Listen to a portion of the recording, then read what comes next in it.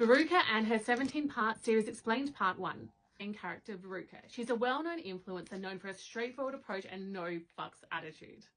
So we're in 2022 and Veruca is in her early 20s living her best single life in London where she meets this guy. This is Dwayne and she met him at a festival. He's in his mid-30s but she thought he was cute, he thought she was cute and they started hooking up. But Veruca really didn't know much about him. They were catching up a lot and by 2023 the situation turned a little bit rocky, fights started to occur and it became a little bit toxic.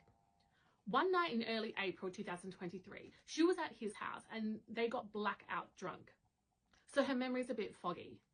So she remembers being in his house, hooking up, and then they started fighting, which led to him slapping her. She eventually left, upset, drunk, drove to McDonald's, then returned back to his house, and they slept together again. The next morning, she told a friend what happened, and she doesn't speak to him after that. So April the 23rd, 2023, she finds out that she's pregnant. So she's in the UK, and in the UK, you can give information to the police about a man if you suspect he has history of domestic violence. So she goes to the police but receives no useful information. So she's feeling a bit guilty that she hasn't told Dwayne that he is the baby daddy. So she decides to for the sake of her baby.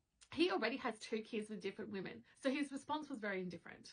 So she returns back into Australia, barely speaking to him until she starts sending him images of the baby. She told him the baby was a boy and that she wants to call him Cash. And she shared updates with him and he was really interested.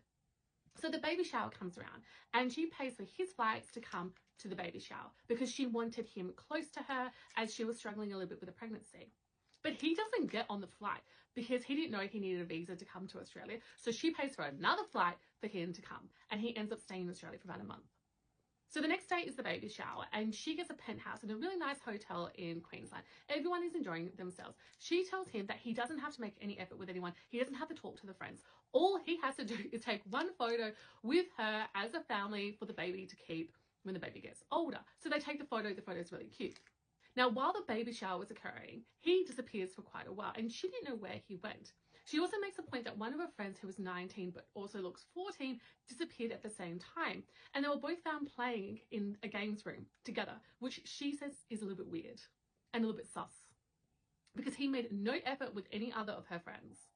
So he's staying in her place for about a month, all expenses paid. During that time, he would leave throughout the night and he would call her at like 5, 6 in the morning for her to order Ubers for him to get home. At the time, she didn't know where he went. He would always say that he was catching up with mates, but equally they weren't really together, so she didn't really care and she was focusing on the pregnancy.